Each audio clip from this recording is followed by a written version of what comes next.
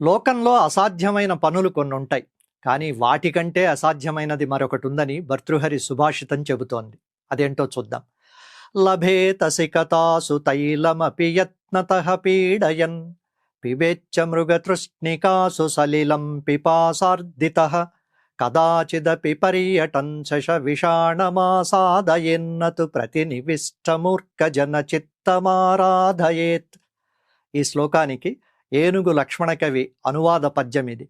తివిరి ఇసుమున తైలంబుదీయవచ్చు, తవిలి మృగతృష్ణలో నీరు త్రావవచ్చు, తిరిగి కుందేటి కొమ్ము సాధింపవచ్చు, చేరి మూర్ఖుల మనసు రంజింపరాదు.